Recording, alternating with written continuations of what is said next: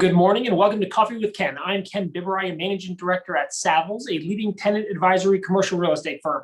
It has been 6 weeks since the CDC has relaxed the mask mandate for vaccinated Americans.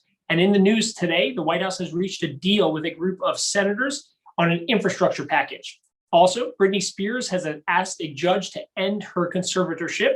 Today's topic is why the world needs some humor right now. We're joined by Dan Glickman, former congressman from Kansas, Secretary of Agriculture, president of the Motion Picture Association of America, and the author of Laughing at Myself. Mr. Secretary, it's great to see you as always. Hey, Ken, it's a pleasure to be on with you. Oh, it's so much fun. So how has the last year been for you? I mean, it's amazing. We used to count the number of weeks we've been in social distancing, and we just switched that to now the number of weeks since. Let me put it this way. I've been married to my wife almost 55 years. And I've never seen her so much during the last year. In fact, I used to joke the last dinner she cooked for me before the pandemic was August of 1987. So I've gotten lots of home cooked meals. Zoom obviously and related technologies allow you to work, but it's different. It's like you don't see people, you don't look at them, you don't touch them. It's like I think we're going to come out of it, and I suspect that we'll come out of it better. But it's been a real adjustment for almost everybody. Yeah, I mean, it's incredible. I mean, I think it was a couple of weeks ago. I was at a neighboring table from you in lunch in DC, and it's just like I wanted to give you a big hug. So it feels like things are opening up and people are getting more comfortable. So we did a virtual hug. That's I know exactly. Yeah, right. So tell us what have you been up to the last year? I mean, with Aspen Institute and then writing the book. Like, what are you hoping to have people? Well, I actually retired from Aspen, although I still do some things with them. And I am still on the board. I'm the lead director of the Chicago Mercantile Exchange. Yes. I've been doing that for years. And I have a relationship with a PR firm called APCO Worldwide, which is run by my friend Marjorie Krause, and some agriculture consulting type stuff. But I decided to write the book. I've been thinking about it for years because I thought my experiences were diverse enough, and my use of self-deprecating humor to get me through life is something I don't see very much of in politics or in the business world today. That's amazing. And I mean, you think about 2020 and what a depressing year. I think the timing of you pausing to reflect has been great. One of my favorite parts of the book was a quote from your son about how your career seemed to kind of, fall upward all the time. I mean, can you give us a quick kind of rundown about how you think your career, I mean, could you have ever mapped the career that you've had? I mean, I just have to tell you something funny. I thought it's a very good question, but one day I was walking the red carpet when I was at the Motion Picture Association. So there was me, Dan Glickman from Kansas, grandson of immigrants from Belarus, walking the red carpet with my wife, and I thought to myself, I said, "What a country we've got!" It's like, it's like you cope. You have to be resilient in life. yeah. My dad would say, when one door closes, the other door opens, but you've got to be standing right by the door. If you're not by the door, then you can't get in very fast, and that's what I've always tried to do. And also with like standing by the door, I think you go a little deeper in the book, which I love, right? Like, let's take the agriculture role, right? I mean, what I found so interesting about that was, to me, as an outsider, somebody who's known you for so long, you lose your race for Congress, you're from Kansas, you had cared about these issues, and it kind of seemed to me in the past as like, oh, that was a natural for you. And then in reading the book, you really get insight about like the relationships you built and the humor and all of that, and how important, all of those connections were, whether with Bob Dole or someone else, right? Like, so talk a little bit about that. Like, how much goes behind the scenes? I mean, these didn't just happen because the door opened. Like, you had really kind of you've got to open the door, and you've got to see who's on the other side. So, I'd spent 18 years in Congress, and in my class when I came in was Al Gore, Leon Panetta, David Stockman, Dan Quayle, and Dick Gephardt. So there were all these people, and these relationships last. They were bipartisan. And so when I lost my election in 1994, and then Secretary Mike Espy had to resign because of ethics issues where he was exonerated. But anyway, so my friend Bob Dole from Kansas, Republican leader, basically said, well, if it's got to be a Democrat, I guess Glickman's okay. So I think he wanted to get me out of Kansas forever, to be honest with you. But anyway, so it was all those relationships, and it's also not burning bridges. So I didn't Yeah. have any real enemies in the process. Even when I had opponents on issues, I tried not to make them personal, and that's a big difference in terms of how to survive. And when you look at Congress today, I mean, could you imagine something like that where Mitch McConnell would recommend somebody to President Biden? I mean, how much do you think our politics has changed since you were in Congress? Look, some of that still goes on. So you've Yeah. got leaders like Chris Coons, senator from Mhm. Delaware, and others that Rob Portman on the other side of the Yeah. aisle, that work together, and there's probably some of that, but it's much more partisan today. I don't think that I could have gotten the job as Secretary of Agriculture today that I got many years ago. And one of the reasons why, Ken, is that there's a lot less social interaction between Republicans and Democrats. So I moved to Washington. That's where I thought the job was. I brought my kids to Washington. My wife socialized with the spouses of members of Congress. You'd be surprised how that softens the hard knocks of this life of politics when you see each other, and I'd go home a couple times a month. But frankly, after I lost, the culture changed, and we were advised, don't come to Washington, live at home. Come to Washington 2 days a week, so you're able to go home and raise money. And so, whereas we worked 5 days a week, I'm not telling you it was perfect back then, No, but I'm no, just for telling you sure. the sociology of it was much more collegial than it is now. Interesting. And then how do you've been obviously on the front lines, in business as well, right? I mean, with Chicago Mercantile and advising companies and so on. I mean, how important is that, right? I mean, I think one of the things that seemed obvious with Amazon's decision, as an example, to locate their HQ2 in Northern Virginia, I think was very obvious, right? It's to your point, right? Your kids are playing in the same soccer field as folks that maybe work in government or doing cloud computing. I mean, how much of building the personal relationships is beyond politics and just kind of good business advice? Yeah, I see it I mean, I'm not doing all that stuff in the business Yeah. world, but what I've seen in terms of a little bit consulting and my work on the board for many years on the Chicago Mercantile Exchange is the exact same thing is applicable in business as it is in politics. You got to, you can't burn bridges nor build walls. You got to be totally honest and upfront. Mhm. And people will respect you even if they disagree with you. And they don't mind hard bargaining or hard charging. I recall that when I was a freshman congressman, Hubert Humphrey was former vice president, was a senator, and he was dying. And he came and spoke to the House of Representatives as a senator. First time that had ever happened, not a Hmm. joint session. It was like a meeting of the House. And he said, fight every battle like it's the most important battle in your life. But when it's over, go over, shake hands with your opponent. He or she is not your enemy, because if you consider them your enemy, then you've lost them. And, Hmm. and so it was a good piece of advice. I mean, it find so interesting now. Like we're coming out of COVID, we're slowly getting back out to see each other, which is fantastic. But we exist in this kind of climate with this social media influence and just nonstop kind of attention. I mean, how do you kind of build relationships, maintain some self deprecation, and kind of move your agenda forward? I mean, is it possible? Is it too much of a gotcha game now? I mean, how do you think? Well, Like, do you think you would be as successful today as a member of Congress as maybe you were, 20 years ago?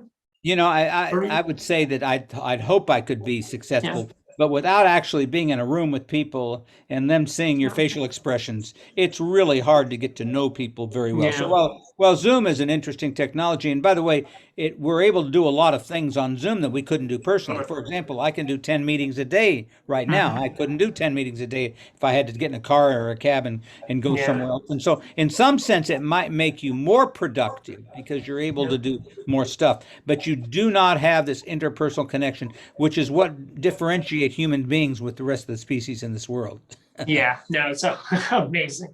When you look at career advice and guidance, like I have come to you for the better half of 20 years. Every time I've done something to kind of pick your brain and get advice, this is a moment in time where we're talking to companies and employees that there's going to be a lot of change, we think, right? A lot of, the Wall Street Journal had an interesting article a couple of weeks ago that there might be mass resignations, people looking for new opportunities, hiring is up, innovation, all the rules are kind of, shifting a little bit. So when you talk to young people or mid-career folks, what advice do you give them in terms of like navigating and finding what's the next right fit for them?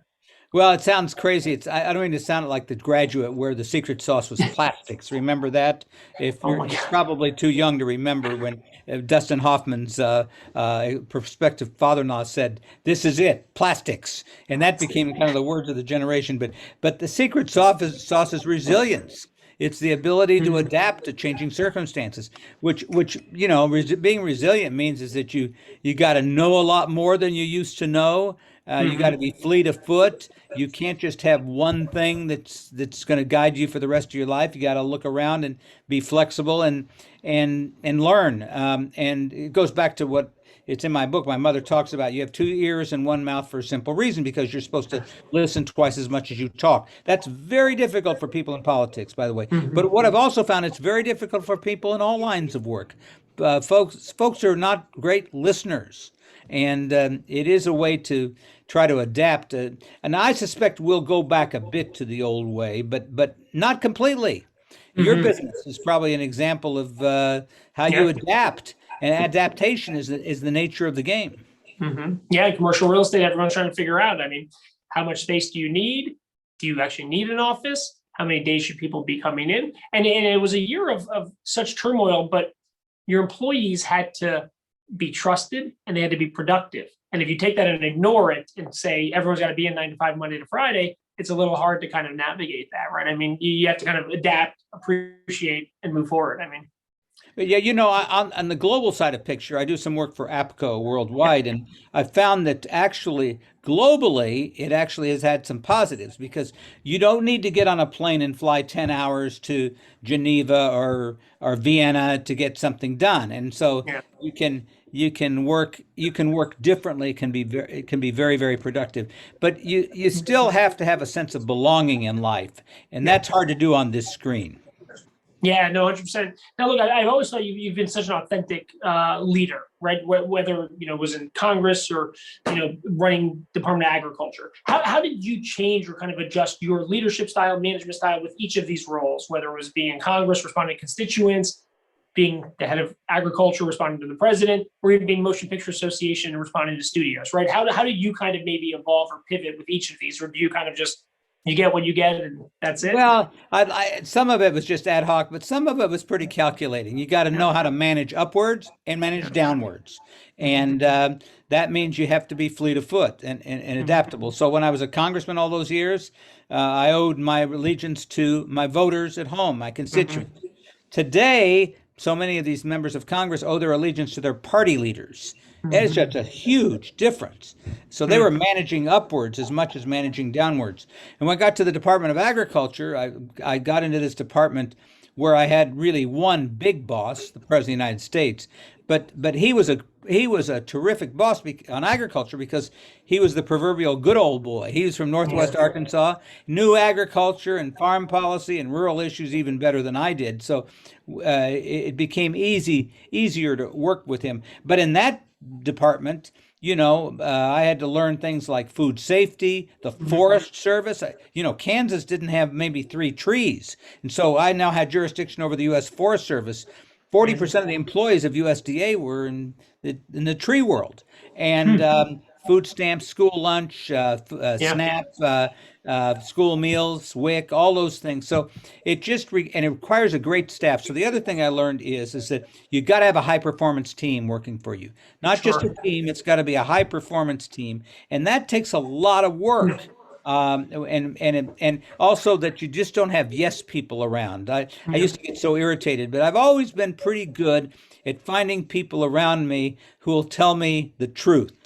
Yeah. That's It's important. really tough, especially in politics. But I'm sure it's true in business as well. So just on the food policy stuff, right? With agriculture, how active or involved did you stay in kind of food advocacy? We had a conversation earlier in our series with Billy Shore from Share Our Strength, and it really was fascinating, kind of getting into the weeds, right? I mean, it seems like the food crisis and hunger issues in the United States are less about having enough food and more about just logistics, just It, getting it to people, it's right? I mean, it's fascinating. logistics, access. We have a very largely concentrated food industry in America where we have Hmm. not a lot of people who are processing and shipping, and it's a different kind of agriculture than we used to have. So, like the COVID really impacted agriculture quite significantly because when you only have like four meatpacking plants and they pretty much all get shut down, it was a little different than we had 40. But the other thing you learn is that this is a good, wonderful country. And on the Hmm. agriculture world, we were able to combine interests in farm issues with interest in food security issues. So we did the SNAP program and we did the cotton program. Yeah. And it was a good way to build a bridge between rural and urban interests. Yeah. Now, look, in part of your resume, I mean, it may not be the most high profile part of it, but it's where you and I met. It's when you were the director of the Institute of Politics at Harvard.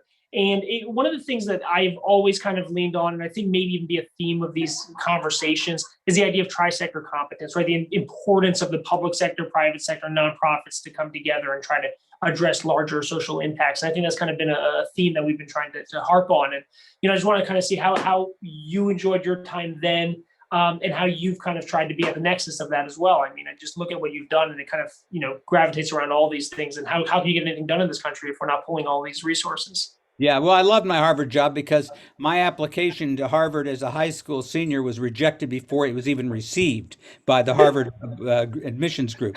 So I finally got into Harvard, even though it wasn't the traditional way. And it was a great job meeting people like you and our Secretary of Transportation, Pete Buttigieg. And I didn't get to meet Mark Zuckerberg. He was in your class very well, which was, boy, well, I stupid Neither did not I, to do that, unfortunately. you know.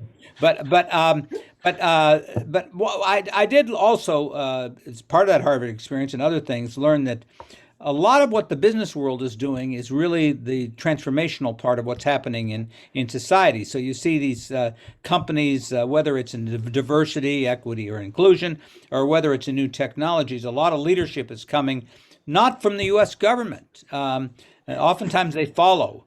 And the foundation world is also very much involved, nonprofits Yeah. as well. And I think we're more accepting of the fact that we have a much more holistic leadership style in America than we certainly did during the Depression a long time ago.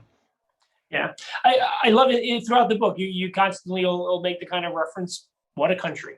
As you look back at 2020 and the pandemic, the murder of George Floyd, the insurrection, I mean, when you pause and take a step back, how do you feel about the direction we're headed? I mean, are you optimistic? Are you pessimistic? What are your thoughts about just like how America kind of, went through the last year? It's kind of like from Dickens, the best of times and the worst of times. So Yeah. I'm still optimistic.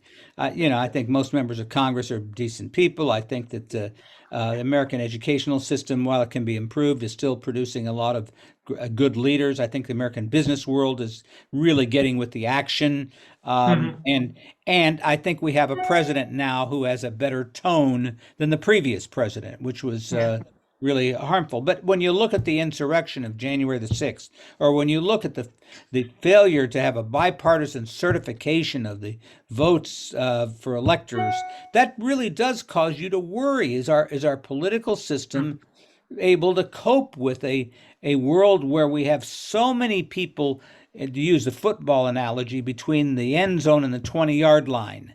And I found that between the 40-yard line and the 40-yard line is where we need to make all sorts of decisions. And you cannot make decisions unless you have consensus. Everything major we've done in our country over the last 100, 200 years that has required consensus building. Hmm. And it's tough to do when people don't want to compromise, when the media is so fractionated the way it is, and when money in politics is such a dominating factor. Because I don't talk about this too much in my book, but the massive metastasis of money in politics, what it does is people give you money, they don't turn the corner and say, you spend it, do whatever you want with it. They say, you better follow what I want or else you're not going to get it anymore. And so that's kind of divided American politics more than, let's say, I saw when I first ran. And that and what about gerrymandering and district drawing? I mean, how much is that is just hardening the system because we're getting people just on the fringes who are getting elected and then everything I feel like you've been focused on your whole career has been consensus building, bringing people together, spending time with the Bipartisan Policy Institute, always reaching across the aisle. It just strikes me as this time and moment that we have, it's just harder and harder. It's harder. And the other thing, Ken, is that when I was in politics, it was actually fun. I mean, I actually had a good time. Yeah, It's like it's hard. I mean, even though I had my minutes of course.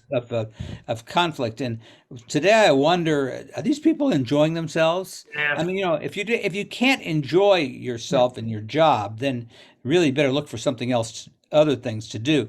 And that was the other reason I talk a lot in my book. You look at the experiences of my life, and then when I got into trouble, how self-deprecating humor, and I say Mhm. appropriate self-deprecating humor, not bullying humor, like Yeah. frankly, our Yeah. last president. I'm sorry to give my political partisan views, but it's got to be a appropriate humor where you don't take yourself all that seriously. And you look at great political leaders in the past, from Mhm. Lincoln or impactful leaders, Lincoln to Roosevelt to Reagan to Kennedy. These were people who had this wonderful senses of humor and could make fun of themselves, and in the process, be better leaders in the Mhm. process. Now, were they all naturally funny? I don't know. Groucho Marx once said the most important quality in politics is sincerity, and when you can fake that, you got it made. So maybe they were just good writers, but whatever it Yeah. was, self deprecating humor can go a long way to kind of calm the waters. Yeah. And when you close out the book, you reference a famous American philosopher in saying, "We have met the enemy, and he is us." And I was reading the New York Times this morning. Nick Kristof has a op-ed titled "The Biggest Threat to America is America Itself," and he closes it by saying, "But to truly bring America back, we should worry less about what others do and worry more about what we do ourselves." How much of what we need to do as a country and soul searching is really just looking internal versus worrying about external threats? Well, a lot, and I think Nick Kristof is right, and so is Pogo, because Pogo Yeah. said that we have met the Yeah. enemy, and he is us. That's one of the reasons why I think we need to focus more on civic education in high school. I think for example, every high school graduate ought to take the citizenship test that we require of immigrants. At least they know something specific about our country. National service. I realize Americans would not want to go back to a draft, but providing great incentives for every young person to do something to help other people is General Stanley McChrystal and others have called for this for a long time. We need to somehow bring the sense of community back into this country, Mhm. um, and those are two examples of where I think we could maybe help out the current difficulties that we have. Yeah. And when you look back at your career, I mean, what a roller coaster. Do you ever look back and wonder or wish that maybe you had kind of gone back to Kansas, run for something else, and then kind of, jump back into elected politics? Well, the answer is yes and no. So, it's like I still think to myself, I would be a good this or a good that if I Yeah, were over there. They wouldn't have all these troubles. But to sure. be honest with you, I've had a much more comfortable life. I'm not just talking financially, but just in terms of my own life, having the diversity. Look, I was chief lobbyist for Hollywood. Who would have ever thought that would follow being a Secretary of Agriculture? Except I used to tell people that when I was in agriculture, I grew popcorn, and then when I was in Hollywood, I sold popcorn. But no, it's having different jobs and diversity of life is important. You don't have to be in Congress all your life. When I lost my, it was running for my 10th term, and I lost. Well, I was pretty depressed for about 3 days. And my dad basically kicked me in the butt. He said, "Okay, it's time to move on. A lot of other stuff out there." And one of the Yeah. things I've learned is that while being a congressman was great, there are lots of other things. And what you find is that if you're resilient, you will move up in life. You don't Mhm. have to keep the same job all your life. That's fascinating. Yeah, I mean, one of the funny things, you go to agriculture, you're dealing with all these amazing things, and it's kind of like you tied into the future, right? You were one of the original designated survivors. I just love that story you tell in the book. I mean, it's just incredible. Well, if you watch, Before it was cool, huh? yeah, if you watch the old ABC series Designated Survivor, remember Kiefer Sutherland? Well, I was the Kiefer Sutherland, or he was me, and except that the Capitol didn't blow up that night. But the story I tell is I went up to New York to visit with my daughter because the Secret Service didn't want me in town, and they took me Yeah. up there. And then after it was over, President Clinton was finished, and I took my daughter to dinner. And afterwards, there was a big giant storm. We couldn't get a cab, and of course, there was no Lyft or Uber or anything else. We walked 13 blocks.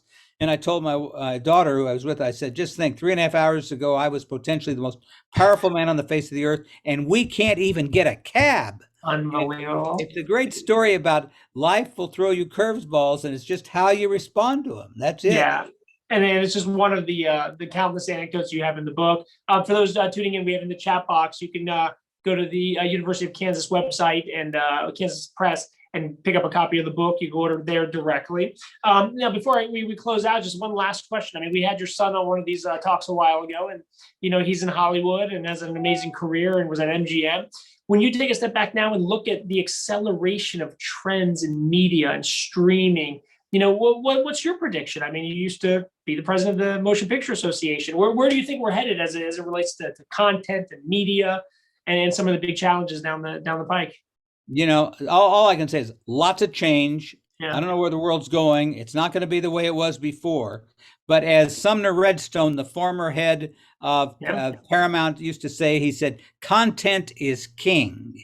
And the truth of the matter is that the story still matters. So certainly in the entertainment business, if Hollywood or whomever else produces good stories on whatever media form they exist, people will still like them. No, that's incredible. And are you going to be out on a book tour? Are people going to be able to come and see you? And I hope people. I got to send my grandson to college, so I hope people will think respectfully about the purchase of this book. I'm doing some stuff. Look, this is not going to outsell Harry Potter or Gone with the Wind, but at the same time, it is. I think there's some good lessons in life, at least how it affected me. And as a grandson of immigrants. And you got an immigrant background yourself, and how great this country is become because of immigration. I was just talking to somebody this morning. When you look at the number of Nobel laureates and prize winners in this country over the last 50 years, such a huge proportion of them have come from immigrant people who came into this country. So, and I'm kind of a pretty good example of that story. 100%. Yeah, no, it's an absolute a pleasure to read. I encourage everybody to check it out. I mean, I think just going through your history, the experiences you've had, how you've been resilient, the more macro kind of feedback and thoughts about where the country's headed and how we need to kind of look internally and add a little humor and bridge gaps and work together is invaluable, I think, right now, especially for people thinking about where they're headed next, right? This isn't a book about politics. It's not a book about Motion Picture Association. It's not a lobbying book. This is a book about life and a journey and a path. And it's been a great one to watch. And we're so grateful you took the time to come on, sir. Hey, Ken, it's great to see you again. And hope we'll have that lunch again at the Palm when things open up too. All right. Absolutely. I'm excited about that. Everybody tuning in, thank you so much.